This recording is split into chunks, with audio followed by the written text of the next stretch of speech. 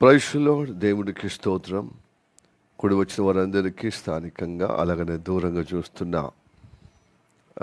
మరి హైదరాబాద్తో పాటు వరంగల్ దేవుని బిడ్డలు సిలోన్ ప్రేయర్ హౌస్ యొక్క ఫెలోషిప్లో వచ్చిన వారందరికీ ప్రభు అయిన యేసు నామములో వందనాలు తెలియజేస్తున్నాను. Praise the Lord. రండి, లూకా సువార్త 13వ అధ్యాయము 3వ వచనం 3-5వ వచనము చదువుదాం.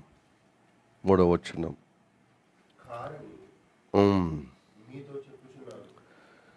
కారని మీతో చెప్పుచున్నాను, మీరు మారు మనసు పొందని ఎడల మీరు అందరూ అలాగే నశించెదరు.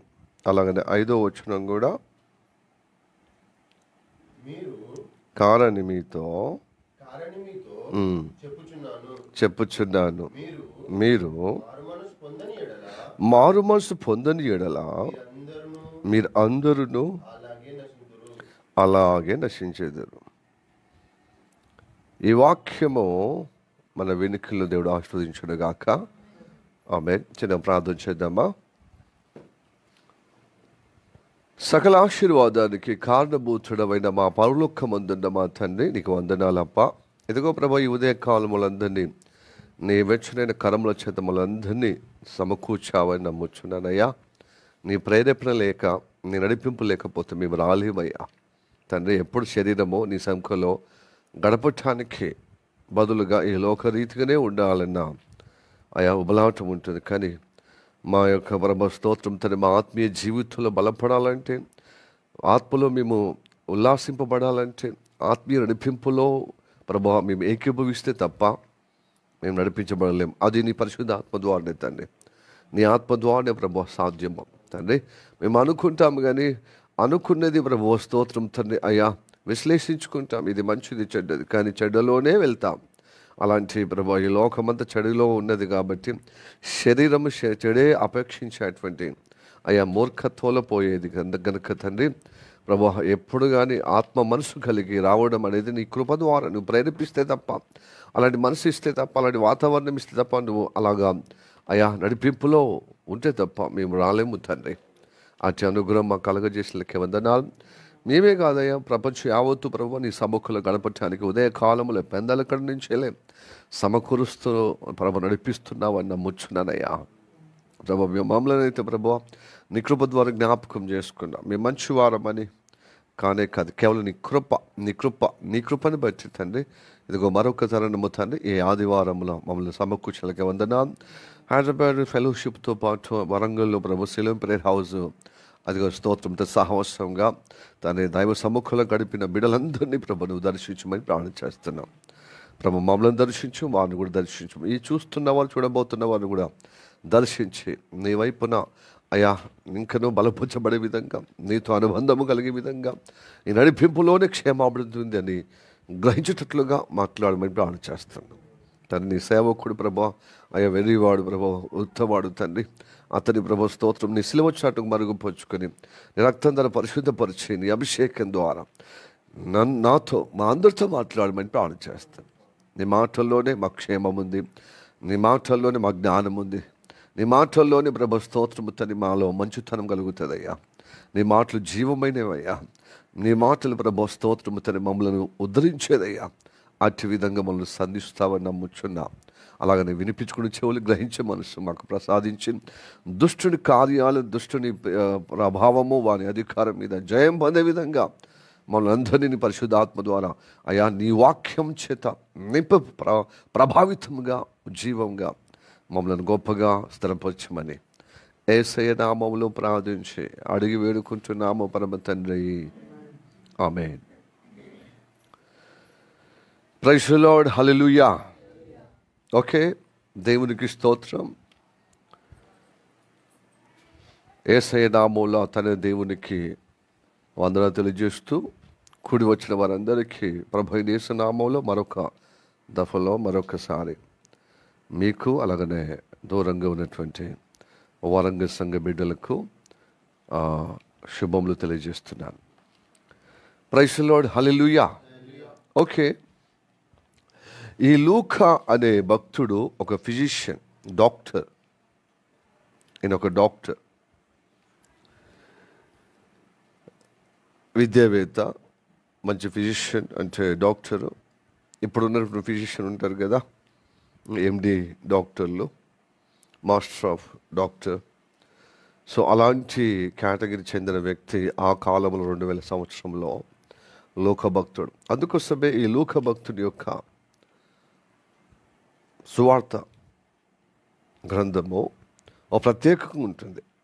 అసలు చరిత్రను నిరూపణగా, ప్రామాణికంగా, రుజువులతో సహా మనకి ఈ గ్రంథాన్ని దేవుడి కృపను బట్టి ఆ భక్తుని ద్వారా దేవుడు మనకు అనుగ్రహించాడు.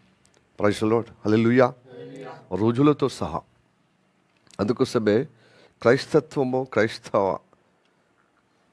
జీవితము కానీ, క్రైస్తవ సంఘము కానీ రోజులతో స్థిరపరచబడుతున్నది. రోజులతో పునాది, రుజువు అనే పునాది మీద కట్టబడుతున్నది. ఏదో కట్టుకథ, ఊహకథ, కల్పన కథ, పిట్టకథ కల్పించినటువంటి కాదు.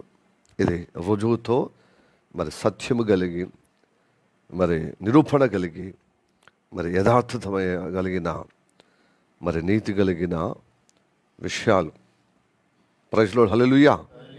ఇతడు లూకా భక్తుడు కేవలం లూకా సువార్త గ్రంథమే కాకుండా అపోస్తుల కార్యములు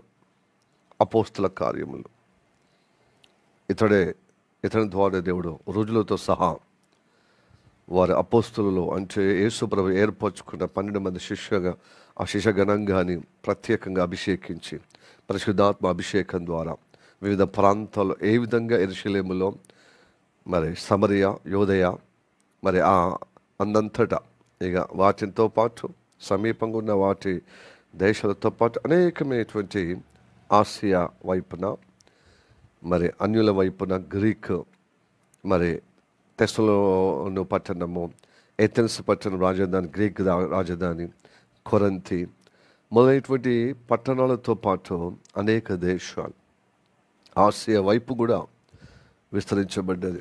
అది మరి రోజులతో రాయబడినటువంటి విధంగా అపోస్తల కార్యం ఉంది. Praise the Lord, hallelujah. Praise the Lord. ఆ రోజులలో ట్రాన్స్పోర్ట్ అంటే ఎంత కష్టం ఉంటుందండి.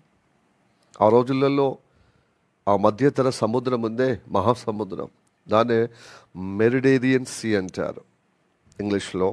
అదే మధ్యధరా సముద్రం అని, అంటే మిడిల్లో ఉంటుంది కాబట్టి మధ్యధరా సముద్రం తీరాన ఇదిగో యూదా ల్యాండ్ ఉంది, అంటే ఇజ్రాయెల్ దేశం ఉంది.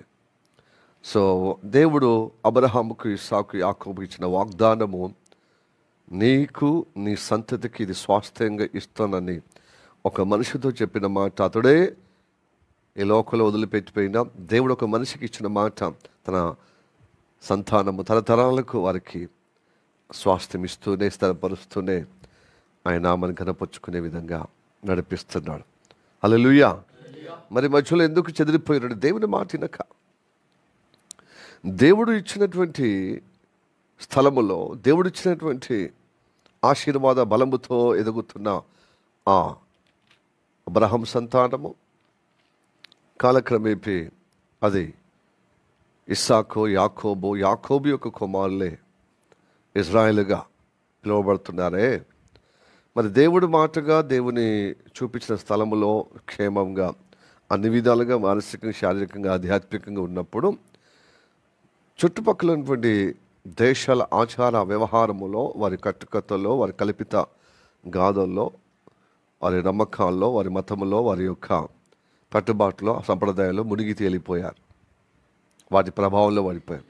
ఇది రుజువు అయినది, సత్యమైనది, నీతి అయినది, ఇది పరిశుద్ధత అయినది, ఇది యథార్థమైనది అనేది గ్రహించకుండా శరీర మనసు కలిగి ఈ చుట్టుపక్కల ప్రభావం పడిపోయింది వాళ్ళ జీవితంలో. అందుకోసం వాళ్ళను, మీరు ఇక్కడ స్థిరంగా ఉండాల్సినటువంటి, యథార్థంగా ఉండాల్సిన మీరు చుట్టుపక్కల వాళ్ళ వైపున మనసు మరలిపోయారు కనుక మీరు చుట్టుపక్కల వైపే ఓండి అని చెదరగొట్టండి. చెదరగొట్టి వాళ్ళకు చెదరగొట్టినప్పుడు అనేక పర్యాయములు ప్రవక్తలు పంపించాడు. అనేక భక్తులను దేవుడు ఏదైనా కార్యం చేసినప్పుడు ఆయన నిదానించి చూసి చేస్తాడనమాట. తొందరపడి ఏది చెయ్యడు. ఆయన దీర్ఘశాంతుడు. కోపించడంలో నిదానిస్తాడట. ప్రేమించడంలో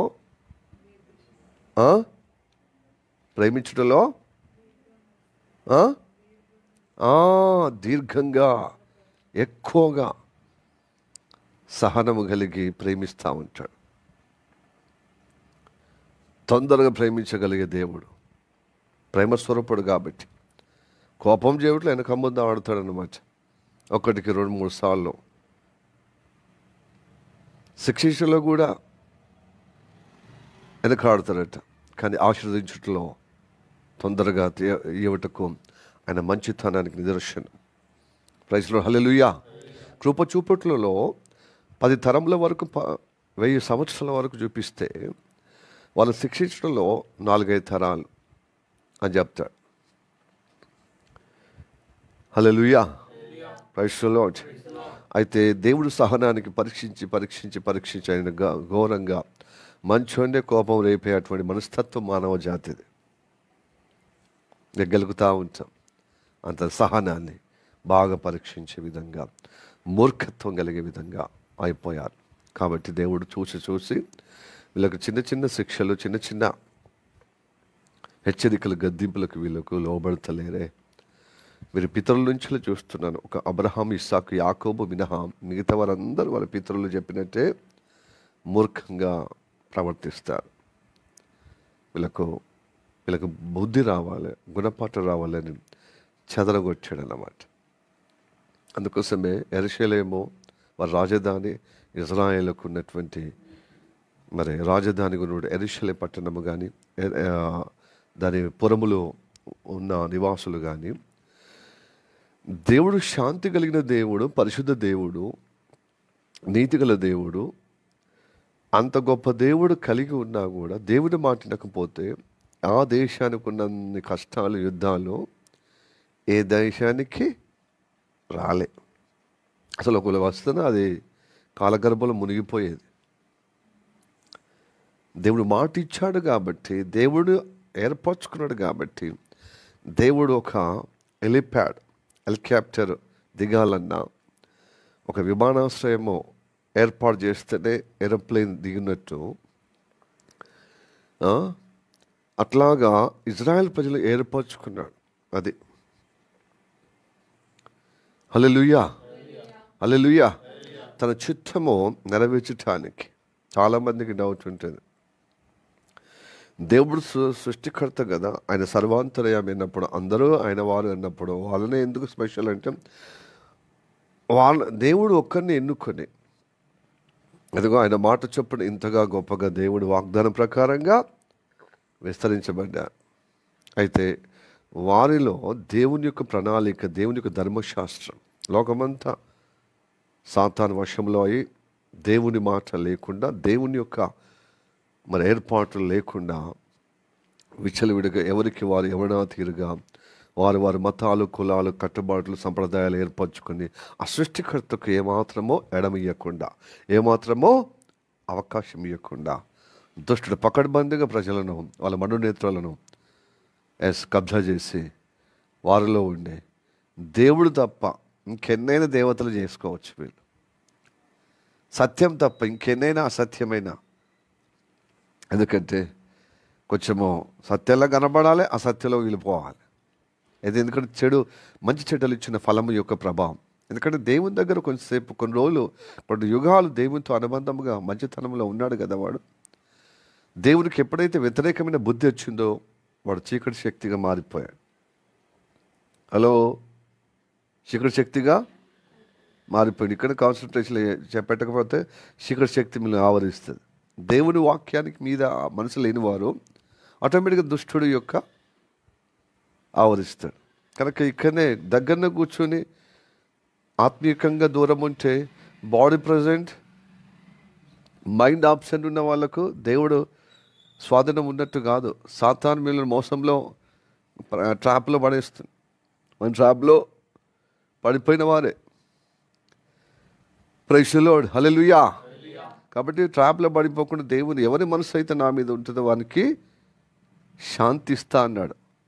ఎవరైతే వస్తారో వారికి శాంతాన్ని కాదు, వచ్చడం మంచిది, పరిమాణమే, శుభ పరిమాణమే.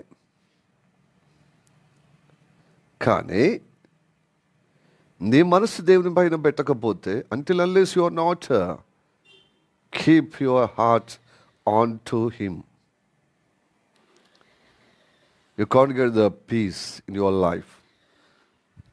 Whatever the God promises, he'll never carry out, he never fulfill, because he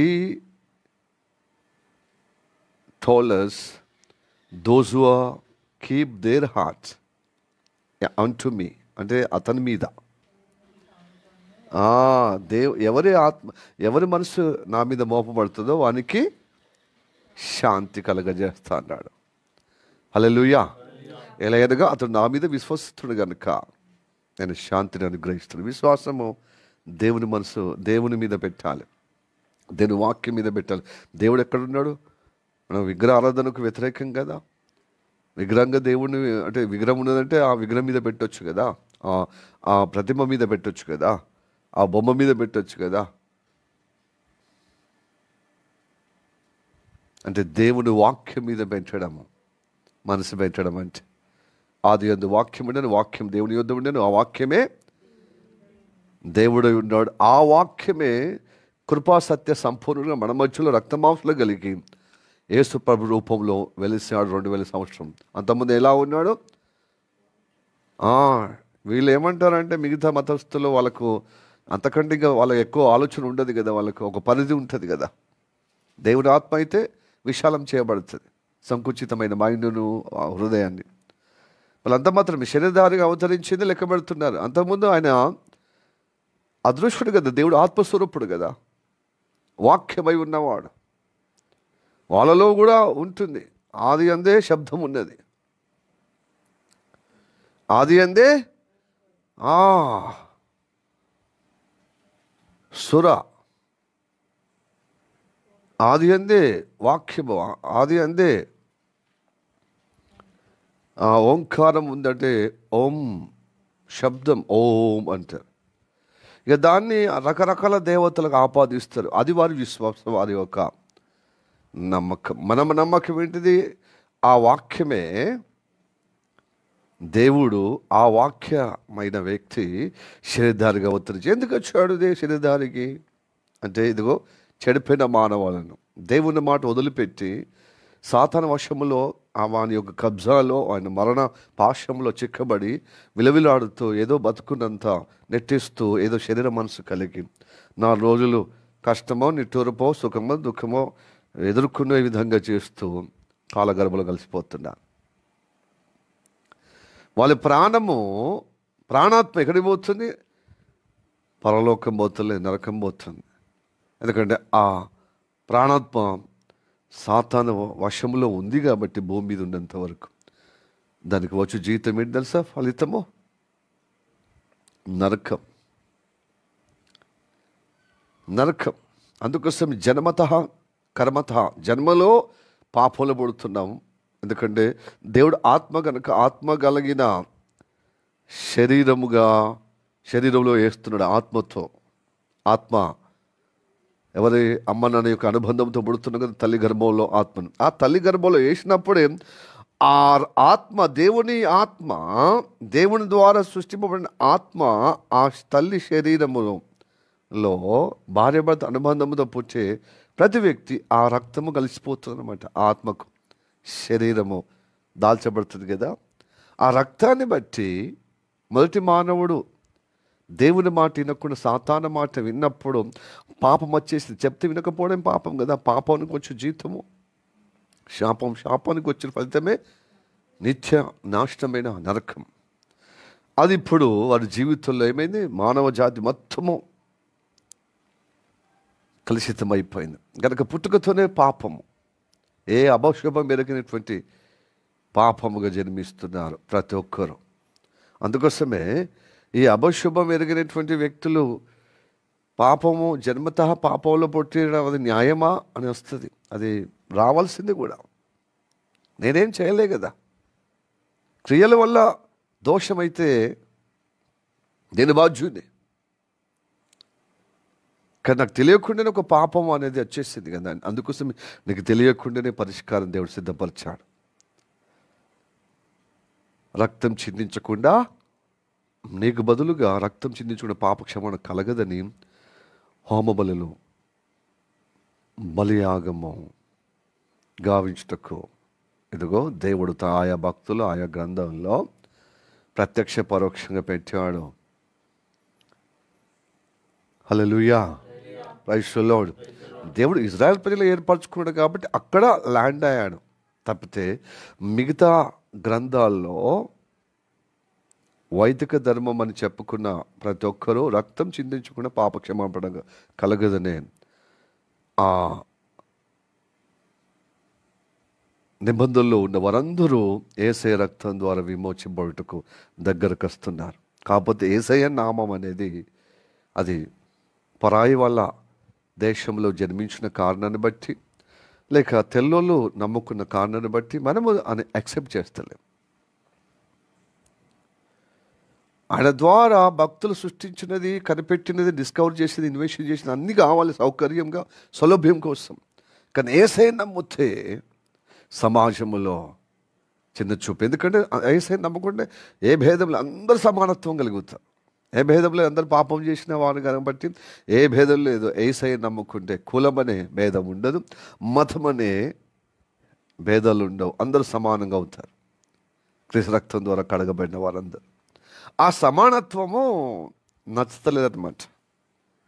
వివిధ మతములో ఆ మతంతోని అభివృద్ధి చెందిన వారు, మతంతో ఘనత కీర్తి ప్రతిష్టలు పొందుకున్నవారు యేసయ్య నచ్చలేడు అనమాట. ఆ మతం అంటే నేను సాదాసీదా అందరితో కలిసిపోతాను. కుల కట్టడి ఉన్నవాళ్ళు, మతములో ఉన్నవారు, వివిధ సంప్రదాయాల్లో ఉన్నవారు, సంస్కృతిలో ఉన్నవారు యేసయ్యను అకారణంగా ద్వేషం, తెలియక ద్వేషం, తెలిసి ద్వేషం, రకరకాలుగా ఆ మనస్తత్వం కలిగి యేసు ప్రభువును తులలాడుతున్నారు. ఆయనతో మమేకం కాకుండా వేరే ఉన్నారు. కాబట్టి యేసయ్య అంటాడు, నాకు వేరుగా మీరు ఫలించరు. నన్ను ద్వేషించినంత మాత్రం మీరు సత్యంలో రాలేరు. నేనే మార్గం సత్యం జీవమై ఉన్నాను. నా ద్వారా తప్ప ఎవడును తండ్రి యొద్దకు సృష్టికర్త యొద్దకు రాలేరు. Praise the Lord, hallelujah, praise the Lord. అందుకోసమే కాగా అన్నప్పుడు పైన వచనాలు చెప్తున్నాడు. కారని మీతో చెప్పుచున్నాను అంటే వీరేమంటున్నారంటే, లూకా భక్తుడు ఇప్పుడు ల్యాండ్ అవుతున్నాం రండి వాక్యం మీద, ఎక్కడెక్కడికో పోతున్నాడు పాస్టర్, ఏదో 2 వాక్యాలు చదివించి నోటికి వచ్చింది వెళ్ళిపోతుంది కాదు. ఇవన్నీ ఎందుకు చెప్పడం అంటే దీనిలో అర్థం పరమార్థం ఉంది. ఇది ఇప్పుడు మీరు విన్నటువంటి విషయానికి ఈ మాట ఇప్పుడు మీకు సరిపడుతుంది. కారని మీతో చెప్పుచున్నాను. ఇది సందర్భోచితం, పైన వచనాలు రిపీట్ చేసుకుంటూ చెప్తున్న మాట. అయితే మీరు మారు మనసు పొందని ఎడల మీరందరూ అలాగే నశించుతురు. అంటే అలాగంటే ఏంటిది? పైన వచనం కొన్ని ఉదాహరించాడు. పొంతి పిలాతు పరిపాలనలో ఆ కాలములో యూదా దేశం ఉంది. యూదా దేశం, సమరియా, గలిలియా, ఈ 3 ప్రాంతాల్లో ఆ యూదా దేశం కలుసుకొని ఉండేది. ఆ యూదా ప్రాంతం, యెరూషలేం ప్రాంతము ఎవరి ప్రైమిషన్లో ఉంది? పొంతి పిలాతు ప్రైమిషన్లో ఉంది. అంటే ఆయన పరిపాలనలో గవర్నర్గా చేస్తున్నాడు. గలతీ సమరయ ప్రాంతం వైపునేమో హేరోదు పరిపాలిస్తున్నాడు. ప్రైజ్ ది లార్డ్, హల్లెలూయా. రుజువుతో సహా చెప్తాడనమాట లూకా భక్తుడు. ఆయన స్టాండర్డ్ ఏంటంటే రుజువులతో సహా. ఆయన ఫిజిషియన్ కదా. కాబట్టి ఈ సంఘటన, ఈ సంభవము ఎప్పుడు కలిగింది తెలుసా? పిలాతు పరిపాలనలో జరిగిందంటాడు. ప్రైజ్ ది లార్డ్, హల్లెలూయా. పిలాతు పరిపాలన ఉంది అనేది లూకా సువార్త 3వ అధ్యాయము మొదటి 2-3 వచనాలు కనబడదు. చూడండి ఒకసారి. అది చదివి మనం వద్దాం. కొంచెము ఓపికతో వాక్యం విందాం. తిబరి కైసరు ఏలుబడిలో అంటే చూడు, మొత్తం రోమా ప్రభుత్వాన్ని ఏలుబడిలో సమయంలో ఆ రాజు పేరు కూడా చెప్పబడుతుంది. తిబెరి కైసరు ఏలుబడిలో 15వ సంవత్సరమందు యూదయకు పొంతి పిలాతు అధిపతిగాను, గలిలియకు హేరోదు శతుర్థాధిపతిగాను, ఇతూరయ త్రకోనీతి దేశములకు అతని తమ్ముడైన ఫిలిప్పు చతుర్థాధిపతిగాను, అబిలేనే దేశమునకు రుసానియా అధిపతిగాను.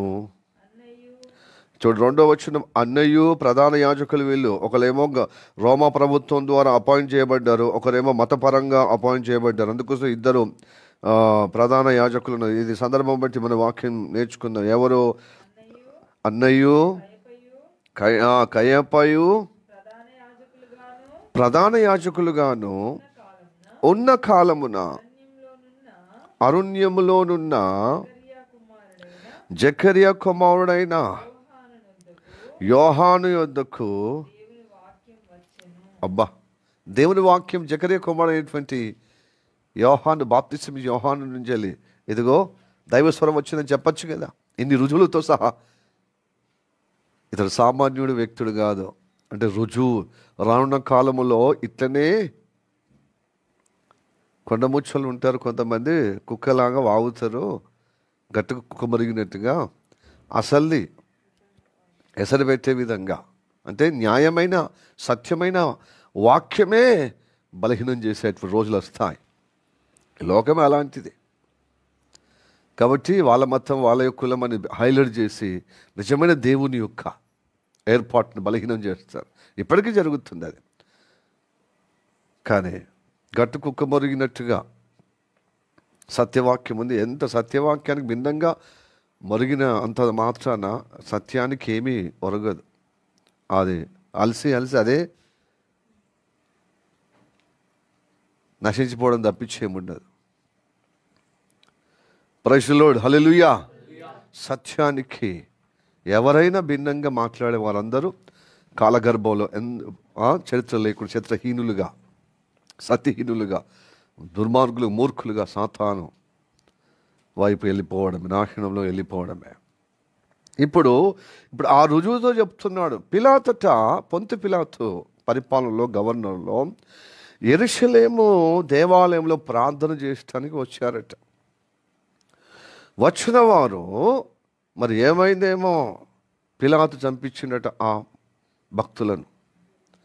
ఆ భక్తులను చంపింది కాబట్టి ఆరి రక్తము బలిపీఠములో కలిసిపోయింది అని చెప్తున్నారు.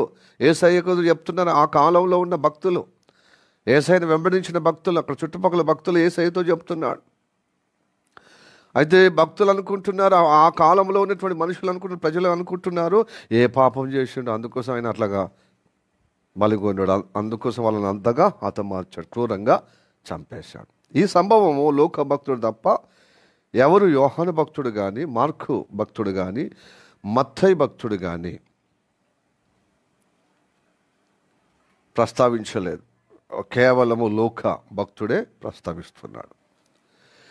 అయితే ఇది విన్నటువంటి ప్రజలు ఏ పాపం చేశారో అందుకోసం వీళ్ళకి ఈ దుస్థితి వచ్చింది అంటే ఆయన అంటాడు, వాళ్ళు పాపం చేసిన బట్టి వాళ్ళు అలా చంపబడలేదు, సాధారణంగా చంపబడ్డారు. వాళ్ళు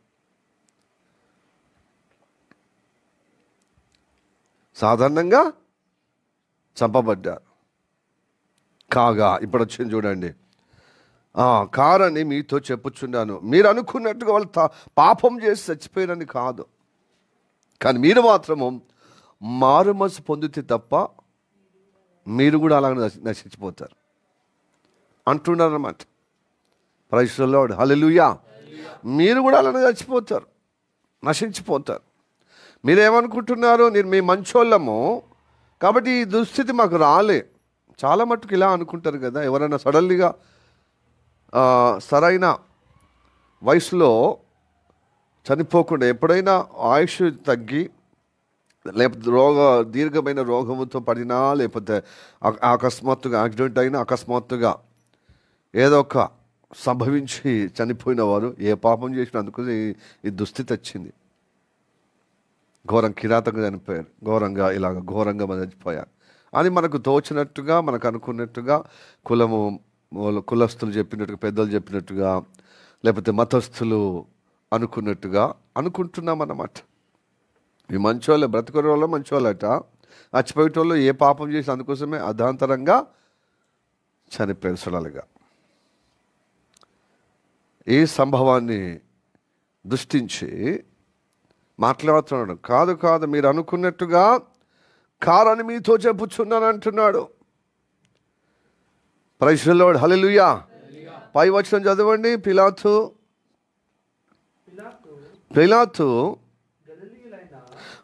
గలిలయ ఆయన. ఇప్పుడు ఈయన యేసు ప్రభు గలిలయ ప్రాంతంలో ఉన్నాడు కనుక గలీలు చెప్తున్నారనమాట. మీ మనుషులమే, కానీ కొంతమంది గలిలియోలు పిలాతు చేత చంపబడ్డారు ఎందుకంటే దేవాలయములు అని చెప్తున్నారా. గలిలియోలైన కొందరి రక్తము వారి బలులతో, బలులు ఎక్కడ అర్పించేవారు? దేవుని ఆలయములో, యెరూషలేములో కలిపి ఉండెను. ఆ కాలమున అక్కడున్న కొందరు ఆ సంగతి యేసుతో చెప్పగా ఆయన వారితో ఇట్లా నేను, ఈ గలిలీయులు అట్టి హింసలు పొందినందున వారు గలిలయ అందరికంటే పాపులని మీరు తలంచుచున్నారా? కారని చెప్పుచున్నాను. అది అంటే మాకంటే ఎక్కువ పాపంలో ఉన్నారు కాబట్టి ఇలాంటి ఘోర కిరాతంగా చంపబడ్డారు. అది ఎలా చంపబడ్డారో, అన్యాయంగానే చంపబడ్డారో, న్యాయంగా చంప తర్వాత విషయం. పిలాతు అన్యాయస్తుడు, ఎందుకంటే ప్రజల సంతోషం కోసం చేస్తాడు కానీ న్యాయము అక్కడ చేయడు. ఈయన పక్షపాతి. ఎందుకంటే యేసయ్య ఏ పాపం చేయలేడు, ఏ దోషం కాన రావట్లేదు. మీ అమాయకుడు, ఇతడు అమాయకుడు, నిర్భరాది, యూదుల రాజుగా ఇతని బోధలు విని నేను రాజుగా అన్నట్టే చెప్తున్నాడు. యూదులకు రాజుగా, మళ్ళీ మీ రాజ్య సంబంధం కాదు, నా రాజ్యం వేరని చెప్తున్న మాటలన్నీ నిష్కలంకంగా ఉంది. అసలు మీరే పెద్దలే, పరిసయ్యులే, ప్రధాన యాజకులే, మత శాస్త్రులే అతని మీద అసూయపడి ఏదో ఒక నెపమో, నేరమో ఆరోపణ చేస్తున్నారు. సో మీకు సంతృప్తి చెందే వరకు ఇతను కొడితే పరిష్కారం అవుతుంది అనుకున్నాడు. అలా సిలువకేయాలి, బందిపోటు దొంగనేమో, బరబ్బానేమో వదిలిపెట్టాలి, ఇతనికి సిలువకేయాలి. అయితే ఆయన వాదించవచ్చు, ఆయన గవర్నర్ కాబట్టి. కానీ ప్రజలు సంతోషించేటకు, ప్రజలను సంతోషపెట్టుటకు, ఎందుకంటే ఆయన పరిపాలన సులభతరం కావాలి కదా. ఈ రోజులలో రాజకీయ నాయకులు కూడా ప్రజలు సంతోషపెట్టే విధంగానే. ప్రజలు ఎలా సంతోషం చెప్పండి? ప్రజలు క్షేమము కోరదు. మీరు బాగా గమనించండి. సత్యం అని వాళ్ళకి కష్టం వచ్చినప్పుడు సత్యము, నీతి, పరిశుద్ధత, క్రమం, యథార్థతను మాట్లాడతారు. కాబట్టి వాళ్ళకి తేరగా వస్తే మాత్రం దానికి సక్రమమా అక్రమం అనుకోరు. ఒక వాహనం పడిపోయింది అనుకో, కోళ్ళ వాహనం, డ్రైవరా, క్యాబిలో క్లీనరు, కొంతమంది ప్రయాణం అత్యవసరత నిమిత్తం ప్రయాణం కొంతమంది చేస్తారు. వాళ్ళ పరిస్థితి ఎలా ఉందని మనుషులను చూడరు. వాహనం ఏమైందని వాహనాన్ని కూడా చూడరు. వాళ్ళకు కావాల్సింది కోళ్ళు, మనిషి కూడా కోళ్ళు. మొన్న ఎలక తుడతాట, నిన్న న్యూస్లో వచ్చిందిగా. నక్కతుర్తిలో మరి అది రోగమై ఆ కోళ్ళను వదిలిపెట్టుడేమో. పొలాల్లో అదేంటిది పత్తి చేనులలో కాటన్ తోటలో కోళ్ళు అందరూ ఎవరో వేసిపోయారట. మొత్తం మనిషి కూడా ఈ రెండు మూడు ఇట్లా 200 దాకా కోళ్ళు. మరి రోగం వచ్చేందుకు మరి ఎందుకంటే ఏదో కారణం ఉంటుంది కదా. ఊరికి ఎందుకు వదిలిపెడతాడు ఆ తోటలో, ఆ పత్తి తోటలో? అది తీసుకొచ్చుకుని సంబరం పడిపోతున్నారు మొత్తం ఆ ప్రక్కపంటి ఉన్నటువంటి గ్రామం. అది రోగం తెలియదు, ఏం తెలియదు, అది విచారణ చేస్తారా? న్యాయంగా దొరికిందే బరకాలి. అట్లనే వాహనము మనము దారిలో పోయేటప్పుడు అందరూ ఎగబడతారు. నూనె ట్యాంకర్ కావచ్చు, ఇంకేమైనటువంటి ఈ కోళ్ళది కావచ్చు, గుడ్లది కావచ్చు, లేకపోతే సరుకులు కావచ్చు, ఏదైనా అయ్యో పాపం అనేది మాననవరు పోస్తారండి. ఎవరన్నా అయ్యో పాపం వారు ఎంత పడ్డది అనేది చెప్తారు. మళ్ళా దొరికింది లాభం అని చెప్పి మొత్తము కుమ్మిగొడుతారు. ప్రజలకు న్యాయం లేదండి. ప్రజలకు ఒక నీతి ఉండదు, ఒక న్యాయం ఉండదు, ఒక పద్ధతి ఉండదు, ఉండదు. ఎందుకంటే బతికిందే లెక్క, బతికిందే. మళ్ళీ ఏమంటారు, నేనే ఒక్కరినాను ఉన్నా, అందరూ అట్లనే చేస్తారు కానీ అందరితో పాటు నేను. ఇది తప్పని తెలుసు కానీ తప్పదు, అందరూ అట్లా చేస్తున్నారు. మరి నేను సత్యము, నీతి, క్రమము తొక్క తోలంటే మరి నేను మిగిలిపోతాను, నాకేం దొరకదు,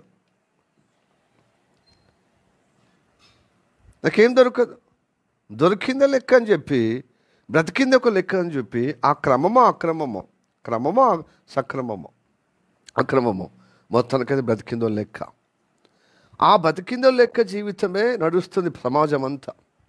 వివిధ కులం అని చెప్పే గొప్పవాళ్ళు కావచ్చు, నిమ్మ కులస్తులు కావచ్చు, పెద్ద కులస్తులు కావచ్చు, చిన్న కులస్తులు కావచ్చు, మహాకులస్తులు అని చెప్పి చెప్పుకునే వాళ్ళు కావచ్చు, పెద్దగా మతాలు చిన్న మతాలు లేదు, అందరు మానవ జాతి అంతా ఇట్లనే ఉంది.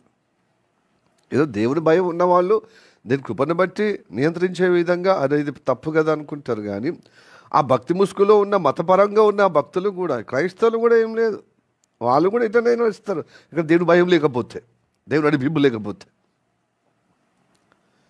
మతంలో ఉన్న వాళ్ళు కూడా తాగుతలేరా, తింటలేరా, తాగి విచలవిడిగా జీవిస్తలేరా? కాబట్టి మతంలో ఉంటే ఏం జరగదు. సమాజంలో నలుగురు ఎట్లా ఉంటే అట్లా నడిచేది. చెప్పడమో మస్తు ధర్మసూత్రాలు చెప్తాం, కానీ అనుసరించడంలో దైవ అనుగ్రహం కావాలి. కాబట్టి పిలాతులాగానే అన్యాయం, ప్రజల సంతోషం, ప్రజలు ఏది కోరుకుంటే అదే. నాయకులు న్యాయం దిక్కుంటారు, న్యాయం దిక్కుంటే వాళ్ళు మనగడ ముందుకు పోదు, వాళ్ళ పదవులు పోతాయి, వాళ్ళ స్థానం పోతుంది, వాళ్ళకున్న సుఖభోగాలు పోతాయి, వాళ్ళకున్న జీవనాధారము పోతుంది. దేవుడు ఉన్నాడని ఒక విశ్వాసం లేదు కదా. అట్లనే రాజకీయ నాయకులు కూడా అంతే. ప్రైజ్ ది లార్డ్, హల్లెలూయా. ఇప్పుడు నేను ప్రస్తావిస్తే నేను ఒక వేరే పార్టీ కావచ్చు అనుకుంటాను. నేను ఏ పార్టీ కాదు, అందరి పార్టీలో అందరూ ఇలాంటి నాయకులే ఉన్నారు. సమయం వచ్చినప్పుడు వాళ్ళు బయటపడుతున్నారు, అంతే లెక్క. కొద్ది మంది కొంచెం స్టాండర్డ్గా ఉన్నారు, వాళ్ళు కూడా కలుషితం అయిపోతున్నారు, కనమరుగైపోతున్నారు. ఎందుకంటే వాళ్ళని గెలిపిస్తలేరు నాయకులు. అట్లా ఉంటే నాయకులను గెలిపిస్తలేరండి. ప్రజలు కావాల్సింది ఏంటంటే నలుగురికి మోసం చేయాలి, నలుగురికి పెట్టినట్టుగా ఉండాలి. అట్లుంటేనే మనగడ ఉంటుందని అట్లా చేస్తున్నారు అన్నమాట నాయకులు కూడా. ప్రజలు నాయకులు కూడా చెప్తున్నారు కదా, మాదేం లేదండి, ప్రజలు ఏది కోరుకుంటే అదే చేస్తాం, ఫ్రీ కోరుకుంటాం కాబట్టి ఫ్రీ ఇస్తున్నాం, ఏమైనా మేము ఇట్లకెళ్ళి ఇస్తామా, వాళ్ళది కొట్టి వాళ్ళకి ఇచ్చడం. సో ఇలా జరుగుతుందన్నమాట. దుష్ట కార్యములు కావు ఇవన్నీ. కాబట్టి పిలాతు హయాములో వీళ్ళు కొంతమంది అతడు కొంతమందిని హతమార్చాడు. అది బలిపీఠంలో కలిసిపోయింది వాళ్ళ రక్తం అంటే దేవాలయంలో ఏదో జరిగింది. ఇప్పుడు ఇందిరాగాంధీ సిక్కులను ఉచ్చకొత్త కోయలేదా వాళ్ళ యొక్క దేవాలయంలో? తర్వాత వాళ్ళ ద్వారానే ఆమె హతమార్చబడ్డది. మొన్న అక్టోబర్ 31 అసలు అసలు ఆమెను ఇప్పుడు ఒక వర్గం వాళ్ళు, ఒక మా పార్టీ వాళ్ళు ఆమెను టార్గెట్ చేసేట్లో కాంగ్రెస్లో కూడా చలనం పోయినట్టున్నది. ఆమెను అంతగా వర్ధంతి జరిపినట్టుగా నాకు వినబడలేదు. ఇలాంటి వాళ్ళు దేశం కోసం ప్రాణం అర్పించారండి. వాళ్ళని స్మరించుకోవాలి. అట్లా ట్రెట్ అని ఇంటలెక్చువల్ వర్గాలు వాళ్ళు చెప్పినా కూడా లేదు, నేను వాళ్ళ ఏర్పాటువాదులు నేను ఏరేశాను. ఎందుకంటే ఒక దేశం నుంచే పంజాబ్ మొత్తం బయటికి రావటానికి వాళ్ళు ఖలిస్తాన్ అనే మూమెంట్ అప్పర్సంది ఉంది.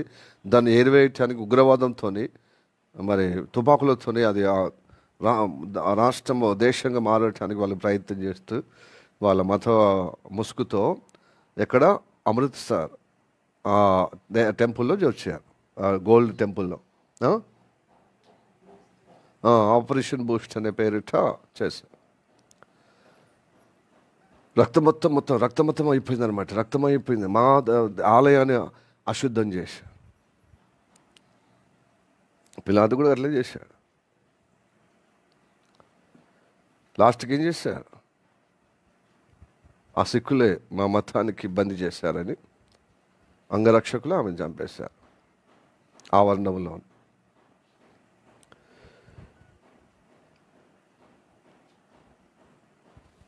ప్రైజ్ ది లార్డ్, హల్లెలూయా. ఇప్పుడు పిలాతు చేసింది ధర్మమా న్యాయమా తర్వాత ప్రజలు కోరిందే. ఆ ధర్మం కావచ్చు, అన్యాయం కావచ్చు, అధర్మం కావచ్చు. కానీ ఇప్పుడు చచ్చిపోయిన వాళ్ళు ఏ పాపం చేశారు? మేము గలిలే వాళ్ళు అనుకుంటున్నట్ట, గలిలే ప్రాంతంలో మేము మంచోళ్ళం కాబట్టి బ్రతుకుతున్నాం, మళ్ళీ చెడ్డోళ్ళు కాబట్టి అకాలంలో చచ్చిపోయారు. కాలం కాకుండానే చచ్చిపోయారు. మళ్ళీ దుర్మార్గంగా ఘోరంగా కత్తివాత చేత చచ్చిపోయారు అని మీరు అనుకుంటున్నారు. వాళ్ళు పాపం చేసి చనిపోలేదు, సాధారణంగా చనిపోయారు. అయితే వాళ్ళలాగా మీ జీవితంలో కూడా నాశనం అవుతాయి ఒకరోజు. మీరు మారు మనసు పొందుకుంటే తప్ప ఈ దుస్థితి నుంచి కాపాడబడలేరు. హల్లెలూయా, ప్రైజ్ ది లార్డ్. ప్రియ దేవుని బిడ్డలారా, జన్మతో పాపం కర్మతో, అంటే జన్మకు నువ్వు పాపంలో పుట్టిన కారణాన్ని బట్టి నిన్ను విడుదల చేయుటకు, నిన్ను విమోచటకు ఒక రక్తం అవసరం. తదరక్తం పరమాత్ముడే, అంటే పరమాత్ముడే హృదయ అవతరించాలి. అదృశ్యుడైన దేవుడు, ఆత్మస్వరూపుడైన దేవుడు ఆయన శరీరధరిగా ఎందుకు అవతరించాడంటే బలియాగం కోసం, నీకు బదులుగా నాకు బదులుగా ఒక అపరాధి కోసము చనిపోవాలి, చంపబడాలి. ఒక పరిశుద్ధుడు అశుద్ధంగా ఉన్నవారిని, అపవిత్రులుగా ఉన్నవారు ఒక పవిత్రుడిగా జన్మించి మానవ జాతి యావత్తు ఉద్ధరించుటకు ఆయన మానవుడిగా అవతరించాడు. లేకపోతే దేవుడికి ఎందుకండి? దేవుడు సృష్టి రక్షణ, దుష్ట శిక్షణ, శిష్ట రక్షణ, దుష్ట శిక్షణ. ప్రతి అవతారంలో మారణాయుధాలు. దేవునికి మారణాయుధాలు అవసరం ఏమున్నదండి? ఇంకితం పోయింది. అందుకోసం దేవతలే మారణాయుధాలు పడుతున్నప్పుడు మనం ఎందుకు పట్టదని అందరూ మారణాయుధాలతోనే చంపుకుంటున్నారు. దేవుడే రెండు పెళ్లి చేసుకున్నప్పుడు మనం ఎందుకు చేసుకోవద్దని రెండు కాదా? దేవుడే అక్రమంగా ఒకరి భార్యను అపహరించి చెరుపుతున్నప్పుడు మనం ఎందుకు ఒకరి భార్యను మనం చెడపద్దు? అందంగా ఉన్న మనకు నచ్చిన అమ్మాయిని ఎందుకు వాడు పెళ్లి చేసుకుంటేనే పెళ్లి చేసుకోకపోతే మాకు నచ్చింది. దేవతలు అసలు ఆగిపోకుండా వాళ్ళతో పోయిండు, అపహరించి దొంగతనం చేసి దొంగలించి. చూడు ఎటుపోతుంది. అది మనుషులు ఏర్పరచుకున్నటువంటి దైవత్వం. అంటే నువ్వు ఏర్పరచుకునే దేవుడు అయిపోతాడా? Praise the Lord, hallelujah, praise the lord.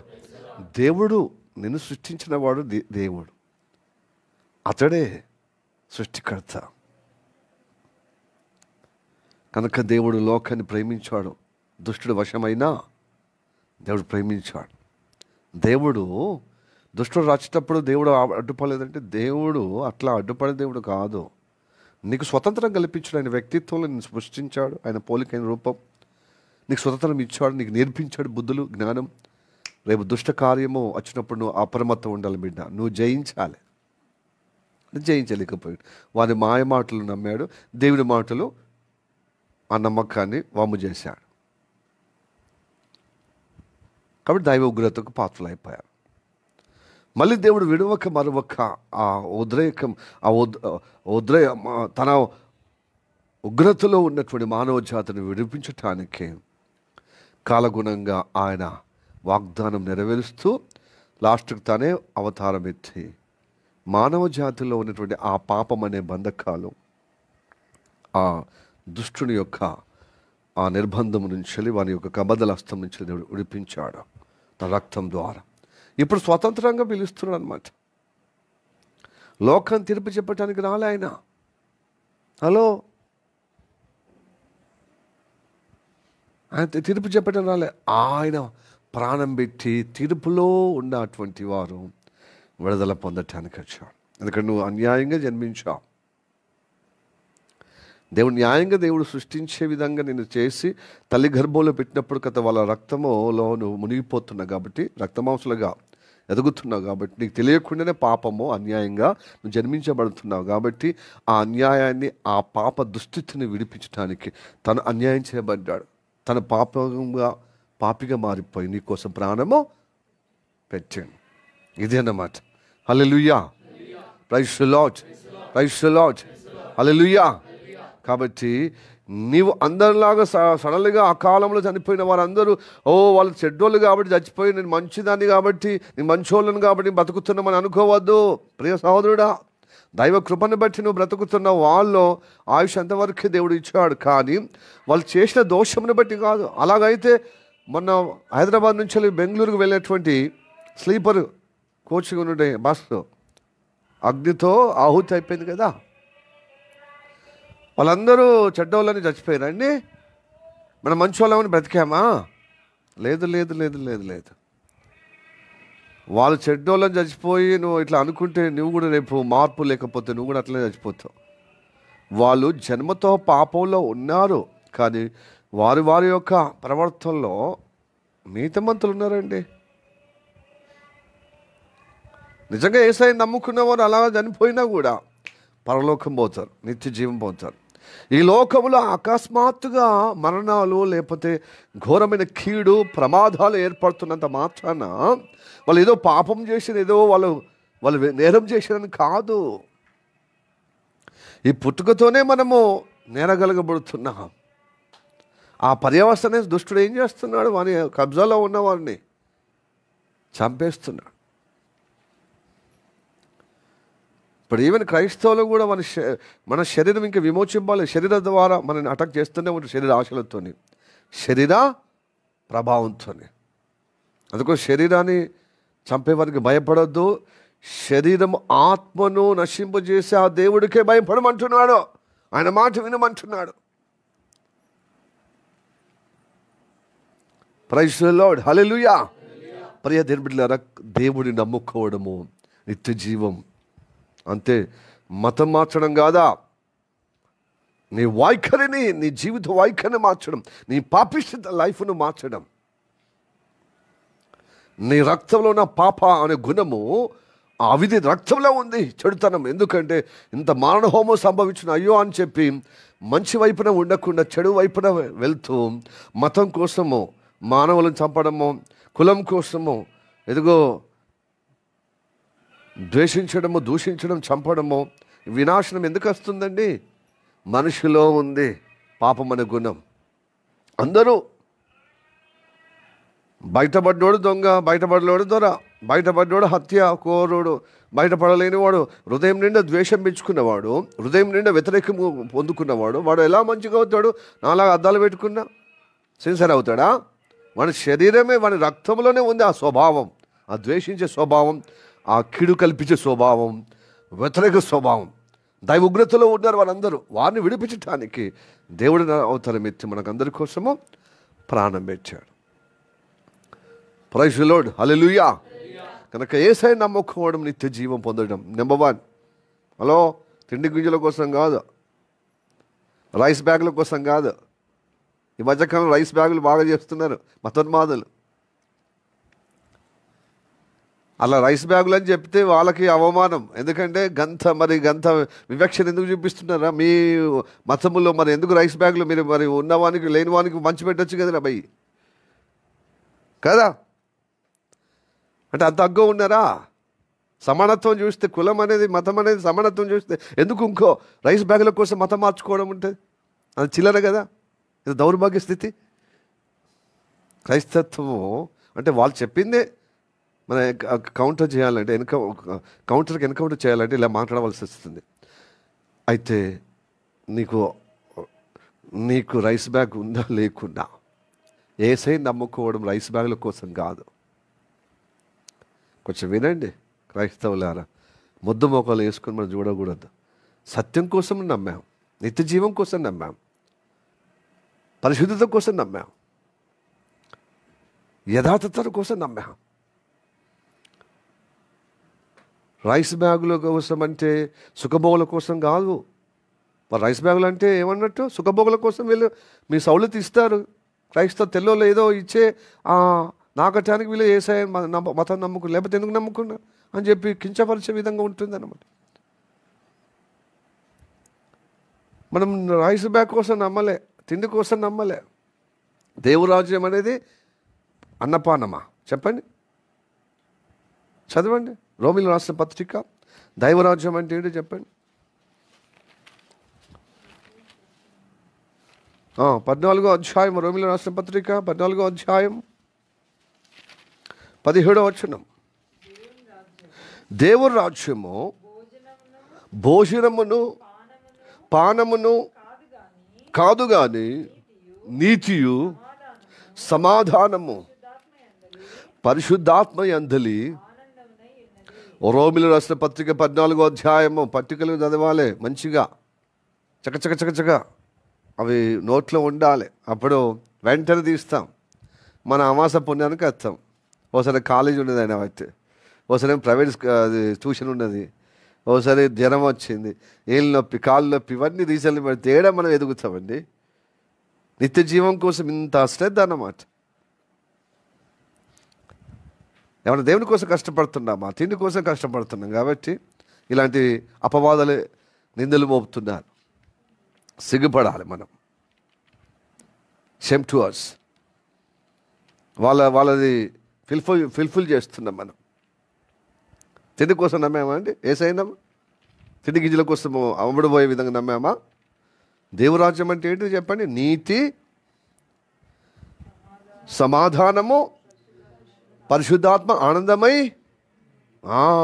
అన్న భోజనం కాదు, భోజనం పానీయం కాదు దేవుని రాజ్యం అంటే. అది మనం నిరూపణ కావాలి. Hallelujah, praise the Lord, praise the Lord, హల్లెలూయా.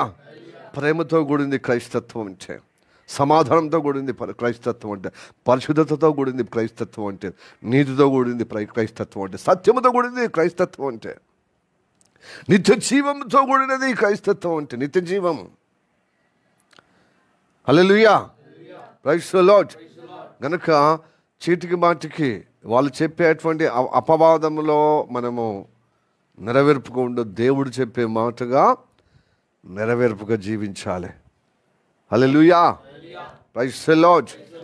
ఇప్పుడు అవును ఏసై నమ్ముకున్నావు కదా, ఇంత ఎందుకు నువ్వు చెప్తున్నావు గొంతు చించుకొని ఉదయకాలంలో పొద్దుగల? ఆల్రెడీ మేము ఏసై నమ్ముకున్నాం కదా, నిత్య జీవానికి వారసులు కదా, మళ్ళీ ఎందుకు చెప్తున్నావు? ఇది సువార్త అందరికి చెప్పాలి, పబ్లిక్ మీటింగ్ చెప్పాలి. ఈ ఆదివారం ఇది చెప్పడం ఏంది కదా? Praise the Lord, hallelujah, praise the Lord. అయితే క్రియల్లో మళ్ళీ మనల్ని కలుషితం చేస్తాడు సాతాన్. మనము ఏసై నమ్ముకున్న మారుమనసు పొందుకున్న నిత్య జీవార్థమైన మారుమనసు పొందుకున్న ఏసై నమ్ముకున్నాం. బట్ నీ మాటలు క్రియలు కలుషితం అయిపోయినా వాటి సంగతి ఏమిటి? లోకంలో కలిసిపోయావు కదా. లోకంలో కలిసిపోయిందంటే ఏంటి? నీ కలిసినవేమో, నీ కలవలేదు అంటే లోక స్నేహితులతో, లోక బంధువులతో మరి వాళ్ళతో రాసుకొని పూసుకొని మన కార్యాన్ని బట్టి, వాళ్ళ కార్యాన్ని బట్టి, పని దగ్గర ఈ లోకములో పనిని బట్టి, చదువును బట్టి అక్కడక్కడ వెళ్ళాము. వారి ఆలోచన, వారి మాటలు, మన మాటలు, వారి ఆలోచన, ఇట్లా కొన్ని మనకు తెలియకుండా తెలుసుకుంటా కలుషితం అయిపోయాం. కాబట్టి నువ్వు బయటికి పోయి, ఇంట్లో నుంచి బయటికి పోయి కూరగాయలకో, లేకపోతే షాపింగ్కి పోయి, లేకపోతే ఏదో కాలేజీకో, లేకపోతే ఆఫీస్కో, లేకపోతే ఇంకేమైనా పని కోసం పోయి ఇంటికి వచ్చినప్పుడు ఏంది సరాసరి వస్తావా? కాళ్ళు లెక్కలు కడుక్కొని, మొహం కడుక్కొని వస్తావు. ఎందుకంటే దుబ్బు ధూళి ఆ పాదాలకు, ఆ అడుగులకు, ప్లస్ నీ బట్టలకు, నీ శరీరానికి వచ్చినప్పుడు నువ్వేం చేస్తావు? కనీసము డ్రెస్ వెలుపలో ఉన్నటువంటి చేతులు కావచ్చు, కాళ్ళు, ముఖము కడుక్కుంటాం కదా. ఎందుకంటే దేవుని ఆలయంగా చూసుకుంటాం ఇల్లును. కాబట్టి అది మంచి సంస్కృతి అన్నమాట. ఈ విషయంలో మన భారతదేశంలో అద్భుతమైన సంస్కృతి, సంప్రదాయం. బయటికి పోయినోడు సరాసరి లోపలికి రాడు. పాశ్చాత్య నాగరికత లాగా బూట్లు వేసుకుని మంచిగా శుభ్రంగా జాలర్ దగ్గరికి పోయి కాళ్ళు లెక్కలు కడుక్కొని వచ్చేవాళ్ళు. ఇప్పుడు అంతా పాశ్చాత్య నాగరికత విమర్శిస్తాం, అట్లనే బిల్డింగ్లు కట్టుకున్నాం. ఇప్పుడు బయట ఏమన్నా జాలర్ పెట్టుకున్నామండి, ట్యాబ్ పెట్టుకున్నామండి, సరే చెప్పులు వేసి ఇంటికి వచ్చుడే. కొంతమంది సంప్రదాయానికి బద్ధంగా ఉన్నవారేమో ఫస్ట్ బాత్రూమ్ పోయి కొంచెం కాళ్ళు లెక్కలు కడుక్కొని, వాష్రూమ్ పోయి నేచర్గా పోయి మంచిగా శుభ్రం చేసుకొని రప్ప అంటారు. అవునా? ఇప్పుడు మనం కూడా దైవ సన్నిధికి వచ్చినాం కదా. దేవుడి ఇల్లు కదా. ఎక్కడ ఇద్దరు ముగ్గురు కూడతారు వారి మధ్యలో నేను ఉన్నానన్న దేవుడు, అతని మన మధ్యలో ఉన్నప్పుడు ఆయన పరిశుద్ధుడు. కాబట్టి మనం పరిశుద్ధంగా మన యొక్క నడువడిని, మన క్రియలను, మన చూపులు, మన పంచ జ్ఞానేంద్రం ద్వారా కలిగిన దోషము మనం కడుక్కొని ఆయన జీవములో, ఆయన భోజనంలో మనం పాలు పొందాలి. జీవాహారము నేనే, నిత్యపానీయము, నన్ను తిని త్రాగిన వాడు నిత్య జీవము పొందుకుంటాడు. మనము బ్రేక్ఫాస్ట్ కానీ, అల్పాహారము కానీ, ఉదయకాలము, అలాగే సాయంత్రము మనం ఏది తిన్నా త్రాగినా, జావా లాంటిదో లేకపోతే ఇంకేమైనటువంటి టిఫినో లాగా మనం లైట్ ఫుడ్ చేస్తాం కదా పొద్దున టిఫిన్గా. మధ్యాహ్నం భోజనం ఎప్పుడు మనం భోజనాలు చేసినప్పుడు కాళ్ళు లెక్కలు ముఖం కడుక్కునే కదా నీట్గా చేసి మనం తింటాం. మరి ప్రభువు వల్ల కార్యక్రమం ఉందట, మనము పరిశుద్ధపరచబడాలి, దానికి మారుమనసు పొందకాలి. ఇదే దేవుడు అంటాడు, దైవ చిత్తానుసరమైన దుఃఖము రక్షణార్థమైన దైవ చిత్తము. ఇది దుఃఖం అన్నమాట. అయ్యో నేను ఏదైనా అంటుందేమో, ప్రభువు నన్ను క్షమించము, నాకు పరిశుద్ధాత్మ దేవుడా నాకు సహాయం చేయము. చాలా మర్చిపోతాం మన మిస్టేక్లు. దేవుడు సహాయం చేస్తాడు. ఎక్కడెక్కడ ఎవరితోని వ్యతిరేక మాట్లాడామో, గాయపరచబడ్డవారు దానికి గుర్తుంటుంది, కానీ గాయం చేసేవారు ఏమి గుర్తు. పసపస కొన్ని మాటలు మాట్లాడతాం, నోటి కాపు లేకుండా కొన్ని ఉద్రేకమైన విషయాలు వస్తాయి, కొన్ని నోటి మాటలు. అప్పటిదాకా బిగబడతాం, ఇట్లా మాట్లాడదంటాం, ఆ నోరు జారిపోతుంది, కాలు జారిపోతుంది, మన యొక్క ఆలోచనలు జారిపోతాయి కొల్లలుగా. కాబట్టి ఏం చేసుడు, మనం పరచుకోవాలి. దేవుని దగ్గరికి వచ్చి ప్రభువు నన్ను క్షమించు, నన్ను మార్పు దయచేయి. అలా దినదిన మార్పు చెందుతూ దేవుని రాజ్యానికి, దేవుని రాకడకు సిద్ధపడాలి. దేవుని రాజ్యానికి సిద్ధపడాలి. ఇక దేవుడు నమ్ముకున్నా కదా, నేను ఏం చేసినా ఆయన మాఫీ చేస్తాడంటే కుదరని పని. సహోదరుడా, సహోదరి, నువ్వంతా మళ్ళీ నీ దోషములో మళ్ళీ చిక్కబడి మళ్ళీ సాతానుకు అనుకూలమో వాడు ఏం చేస్తాడు, కొంచెం అవకాశం ఇస్తే సరిపోతుంది. అంటే చేతి పెట్టి సంధిస్తే వాడు కాలు పెట్టే రకం వాడు. వానికి అవకాశం ఇవ్వకుండా పరిశుద్ధపరచబడాలి మనం. ప్రైజ్ ది లార్డ్, హల్లెలూయా. 2 సార్లు అలా కాదు. ఒకటి మనం నేర్చుకున్నాం. రెండోది ఏంటి చెప్పండి, 4వ వచనము. ఒక సిలోయము 3వ వచనము అయిపోయింది కదా, 4వ వచనం చదవండి. లూకాసు సువార్త 13వ అధ్యాయము 4వ.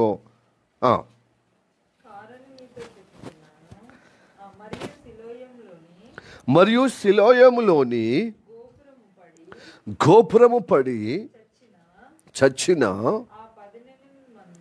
ఆ 18 మంది లూకాసు వార్త 13:4 యెరూషలేములో కాపురం ఉన్న వారు అందరికంటే అపరాధులని తలంచుచున్నారా?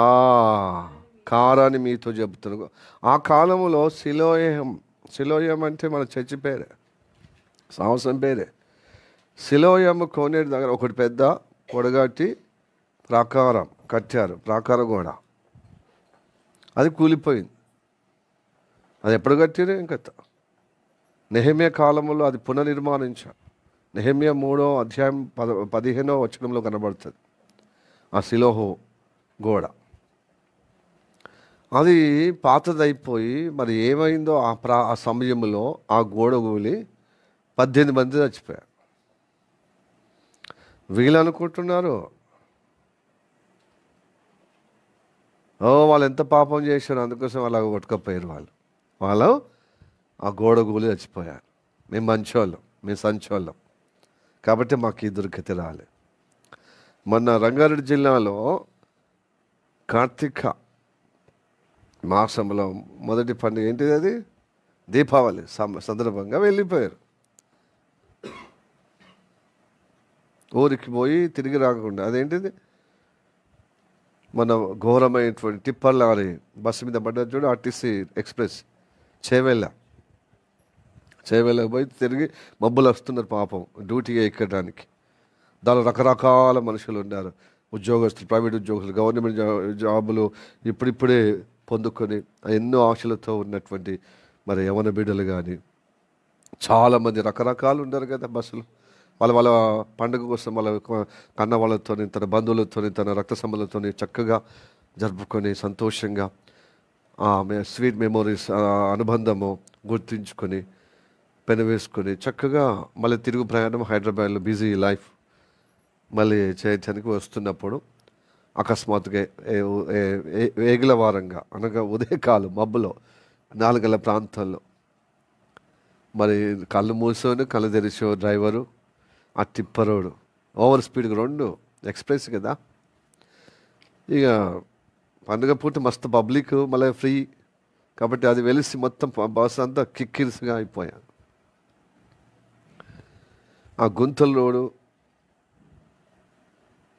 ఆ రోడ్లో చెట్లు దట్టంగా పెరిగి అది విశాలపరుద్దామంటే మరి నేచర్ ప్రేమించేవారు ఉంటారు కదా, చెట్లు ప్లానెట్